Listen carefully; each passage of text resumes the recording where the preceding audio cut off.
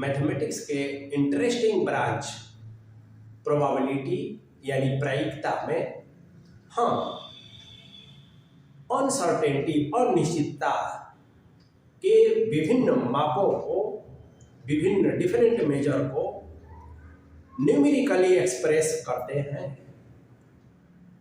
अक्सर हम ऐसी संभावना व्यक्त करते हैं कि ज़्यादा संभावना है कि आज बारिश होगी, हो भी सकती है और नहीं भी हो सकती है, अनिश्चित है, अनसर्टेन है। तो इसी अनसर्टेनिटी का स्टडी न्यूमेरिकली जब किया जाए तो वो प्रोबेबिलिटी का विषय बन जाता है। तो हम कह सकते हैं कि probability is that branch of mathematics in which we numerically study the chances of the occurrence of the event. अब ये chances of the occurrence of the event का मतलब ये हुआ कि जो भी बातें हम कर रहे हैं, ज़्यादा संभावना है कि आज बारिश हुई, तो ये अकरेंस, ये एक तरह का इवेंट हुआ। और अकरेंस ऑफ द इवेंट माने बारिश होने की जो संभावना है उसको हम न्यूमेरिकली स्टडी करना। तो अब इसमें एक और इंटरेस्टिंग स्टोरी है कि फ्रांस का एक जुआरी गैम्बलर अपनी जुआ से संबंधित समस्या को लेकर पढ़ा लिखा था। उस समय फ्रांस के प्रसिद्ध मैथमेटिशियन पास्कल के पास जाता है। पास्कल उसकी समस्या को देखते हैं, उनको उसमें इंटरेस्ट आता है, कुछ संभावनाएं नजर आती है कि कुछ तो है। वो अपने बात को अपने मित्र मैथमेटिशियन फॉर्मेट से शेयर करते हैं। फिर फॉर्मेट जो है पास्कल को पत्र लिखकर अपनी बात बताते हैं। तो दो विद्वान गणितज्ञों के बीच ये पत्राचार का परिणाम ये हुआ कि ये थ्योरी ऑफ प्रोबेबिलिटी का एग्जिस्टेंस हुआ। समय समय पर अलग अलग मैथमेटिशियंस इसमें अपना कंट्रीब्यूशन देते रहे और आज के समय में जो प्रोबेबिलिटी है इसका यूज जीवन के विविध क्षेत्र में हो रहा है। ट्रेड हो, कॉमर्स हो, एग्रीकल्चर हो, प्लानिंग हो, साइंस को पढ़ना हो, तो ये प्रोबेबिलिटी कोई आज का ही कंसेप्ट नहीं है, बहुत पहले से है। लेकिन समय के अनुसार, जरूरत के अनुसार इसमें डेवलपमेंट सभी चीजों में होता है, इसमें भी होते रहा है। अब एक दूसरे पॉइंट ऑफ व्यू से प्रोबेबिलिटी को आप समझिए। एक शब्द है एट रैंडम, यादृच्छिक, हिंदी में इसको कहें। अब अंग्रेजी हो या हिंदी, क्या होता है ये समझना जरूरी है। मान लिया जाए कि आप अलमीरा में बुक शेल्फ पर कुछ किताबें आप रखे हैं और आप उन किताबों में से यदि कहा जाए कि आप नीचे से चौथी किताब या ऊपर से चौथी किताब निकालिए, तो आप वही किताब निकालेंगे, तो यह एट रैंडम नहीं हुआ। और यदि आपसे कहा जाए कि कोई ये किताब निकालिए, आपने एक किताब निकाल लिया बिना सोचे बिना समझे, तो ये एट रैंडम हुआ। अब हम जीवन में एक्सपेरिमेंट करते हैं, प्रयोग करते हैं।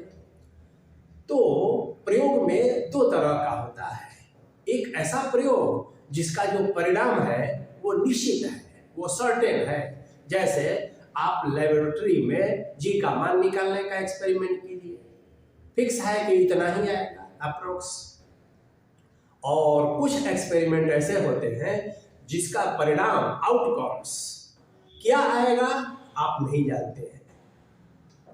तो वैसा एक्सपेरिमेंट जिसका आउटकम्स का प्रेडिक्ट नहीं किया जा सके, वही प्रोबेबिलिटी का विषय बन जाता है। जो सर्टेन है वो प्रोबेबिलिटी का विषय नहीं है। जो अनसर्टेन है, जिसका आउटकम्स अनसर्टेन है, आप एक कॉइन को टॉस करते हैं, यह एक एक्सपेरिमेंट है। अब इसका आउटकम्स क्या होगा, हेड आएगा या टेल आएगा, कहा नहीं जा सकता है। तो यह रैंडम एक्सपेरिमेंट हुआ है। तो एक्सपेरिमेंट आप समझ गए। रैंडम एक्सपेरिमेंट क्या होता है? An experiment which outcomes cannot be predicted is called random experiment। और यह रैंडम एक्सपेरिमेंट का स्टडी ही प्रोबेबिलिटी का विषय है। तो हम प्रोबेबिलिटी को ऐसे भी डिफाइन कर सकते हैं, सिंपल, कि probability is the study of random experiment. Simple है।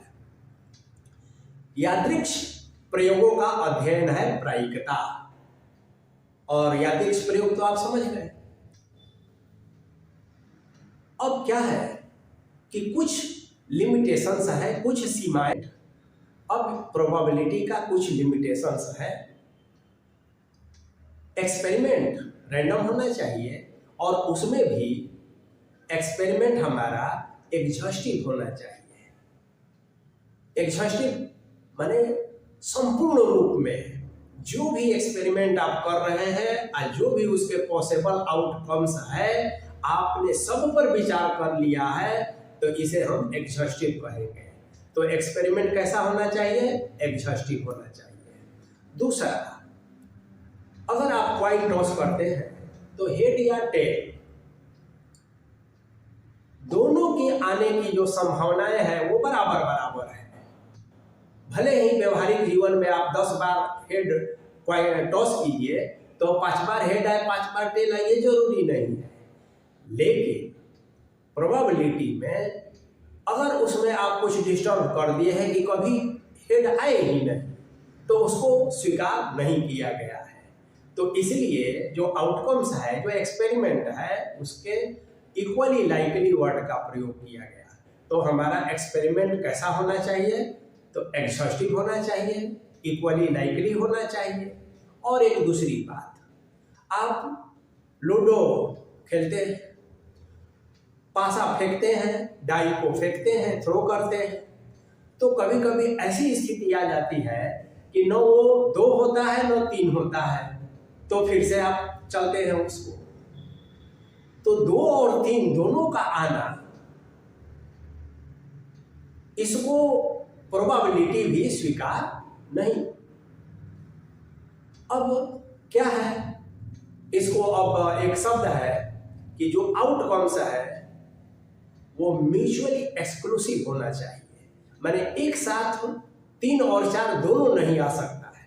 यदि आप कॉइन को टॉस करते हैं तो हेड और टेल दोनों एट ए टाइम एक साथ नहीं आ सकता है। तो एक्सपेरिमेंट में ध्यान रखना है कि रैंडम एक्सपेरिमेंट का भी लिमिटेशंस है कि वो कैसा होना चाहिए,